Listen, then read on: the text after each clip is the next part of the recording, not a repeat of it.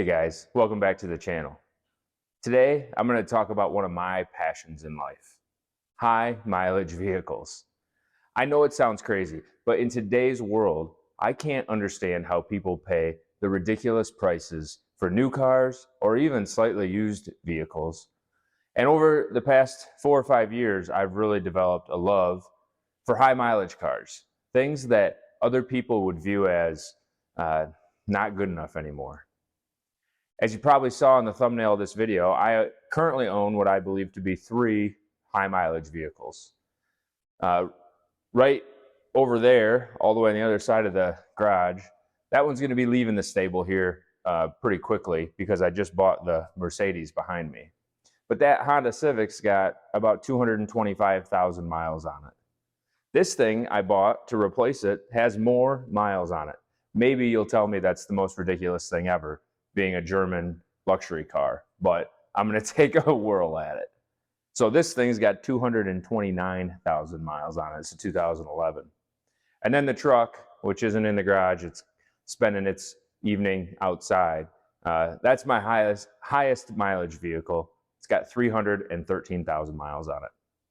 So I thought it'd be fun just to talk a little bit about what I believe a good high mileage vehicle is, what you should be looking for, who you should be if you're looking for high mileage vehicles.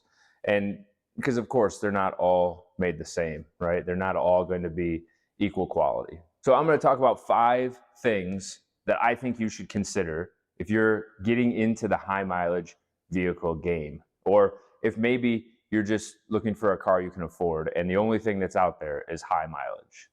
So first and foremost, it goes without saying, understanding or knowing the car's history is incredibly important. If I found, for instance, this Mercedes behind me, I found it was actually a friend of mine selling the car, who was the second owner. He'd owned it since 20,000 miles. He put 200,000 miles on it, and he could tell me every service, every detail, who it's been to, where it's been, every flaw that he perceived in the car, he could tell me about. Because I knew that history, man, I was willing to take a little bit more of a gamble. Now the Civic on the other side of the garage, that's a little bit different story. I bought that car with high mileage, but it was broken. So I knew it already needed love. It had blown an engine up, and I knew where an engine happened to be. So I was able to marry those together, and for a pretty low investment, get what is one of the cleanest 1998 Honda Civics around, get it back to some wonderful driving experiences. It's an amazing car. I hate to see it go, but with 2 young kids around the house, I can't fit them in it hardly anymore. Getting in and out is a nightmare. So know the history of the car. If you can't understand the history, or if it's pieced together, no one has clear answers, you might want to stay away, right? And when you go to sell a high mileage car, just understand from a price perspective, it will be very important that you have those answers for somebody and you can tell them every detail.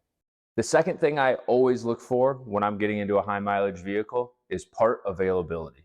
And you might say, Corey, you're crazy. There's no way there's parts available for this thing, but that's not true, right? So don't allow assumptions to get in the way. Go out and look. There's so many resources on the internet these days to find part availability. So for this Mercedes, for example, I looked at FCP Euro. Of course, I looked at Rock Auto. You look at eBay, eBay Motors, any of those resources. I don't tend to look at the local shops. Those are, to me, a little bit too much. Like, I need it right now. Understand what's out there in the world of parts for these cars.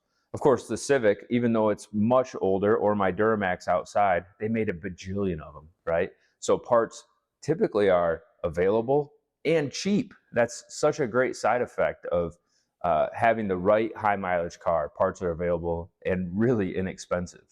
Even this, the Mercedes again, I really dug into it a little to understand what exactly the car was. For instance, they put air ride suspension on the front of some of these cars. That air ride I knew was $550 a corner on the front end if I needed to replace it. Well, guess what? I made sure that this wasn't the air ride system, and it's not. So a pair of struts for this thing is $200 or $250. The other place I really like to look, and I don't know how many people are familiar with it, is car-part.com. I'm not affiliated with these guys at all, but car-part.com. It searches all the junkyards in the area to find parts that you wouldn't buy from a normal parts store. So I happen to be a little mechanically inclined. I'm willing to dig into a car, maybe go further than most people might. But I looked and I found you can get a transmission or an engine for this car for $1,000, maybe a little bit more.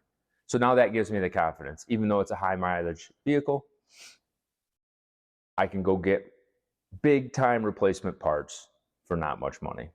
This probably goes without saying, but I do have to say, if you're going to get into a high mileage vehicle, you have to scrutinize the vehicle's condition, right? There's a big difference between a rusted out 200,000 mile fallen apart, right, Buick, or a pristine, and I mean pristine, not an ounce of rust on it, 229,000 mile Mercedes. And there's certainly Buicks out there just the same.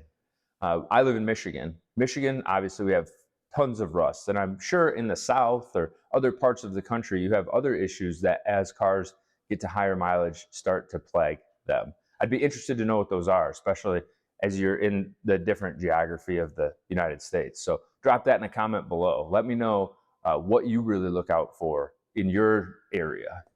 But anyways, I look for rust here. If there's rust on the car, I don't want it, right? I know it's too much of a hassle.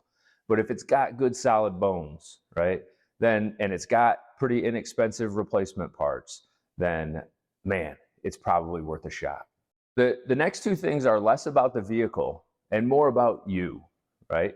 If you're gonna get into a high mileage vehicle, take a step back and take a really good inventory of your skills, or maybe even the skills you want to acquire. I'm a really big advocate for figuring it out yourself, right? If it's already broke, this is one of my favorite sayings. If it's already broke, it's gonna be hard for you to break it even worse, right? So if you're mechanically inclined or want to be mechanically inclined, a high mileage vehicle is probably okay if you're willing to get your hands dirty, if you don't wanna complain every time it breaks, if it's not devastating to you every time you have a problem arise, you're willing to put a little love into the car, then maybe it's for you. But that really brings me to my last point, the fifth point, is that you have to be clear on what your vehicle inventory looks like. If you need to go to work every single day or you're gonna lose your job and you're gonna have one vehicle and it's gonna be high mileage, you might not wanna do that. Now, I'm not advocating for going buying a brand new vehicle. Or you might wanna find something that has the characteristics of more reliability. But for me, I'm fortunate. I've got a couple extra cars, or at least one extra car I'll have after we sell the Civic. And if something goes wrong with one vehicle, I'll jump in the next and try and figure it out. Having three vehicles has always been something that I've been motivated by, but it is a challenge. I know it's not right for everybody. So if you only have two cars, maybe you can make it work, but I probably wouldn't get into a high mileage vehicle unless I had three vehicles. So all in all, I want to say that high mileage vehicles are not something to be afraid of unless you buy the wrong one. You don't do your due diligence. And I'm going to give you an example of how it's benefited me, right? Maybe I'm lucky. My wife just thinks I'm lucky. But I'm going to tell you what I paid for these vehicles. And I think for me anyways, I think it's pretty cheap. So if you're patient, look for the right cars, you'll do okay. Like I said, I bought the Honda Civic with a blown engine. I paid $750 for it. Right. I had a friend who had an engine. I did a little barter work. And anyways, I got the engine for about $300, right? I got the engine in and running for another $100 in consumables. I had $1,100 into that car before I bought that set of rims and put new tires on it, which was about the same price, maybe another $1,000. So I have $2,000 in that car the way it sits. I've done the work. I've been through the car. I understand what it is, and I trust it. I drove it for about a year, and we're going to move it on. And I will sell it. It is sold for about $4,000. So there's some money to be made too if you're willing to do that work. The Mercedes here, it was a friend of mine, like I mentioned. I reached out to him when I saw it posted and said, hey man, would you be comfortable selling it to somebody that you know? Because not everybody is, right? Anyways, long story short, in my opinion, this is about a $5,000 or $6,000 car. I paid $3,200 for it. Okay. The truck, that's a different story. I bought it with high mileage. It's very sought after. It's an LBZ Duramax. I paid probably too much for it, but it's been a great truck for the last 5 or 6 years. It does everything I need it to do. The moral of the story is be patient, be picky, do your research, and be willing to work on these things. And you might just be surprised how much a high mileage vehicle will give you back and how much pride you'll have when you roll up to work and you say, yeah, I've got 313,000 miles on this beauty. Anyways, appreciate you being here for the journey. I'll keep you updated as we get the Mercedes really driving. I put about 500 miles on it and found a couple problems I need to fix, and I'll keep you up to date as it's going, and we'll just have some fun with the high mileage collection.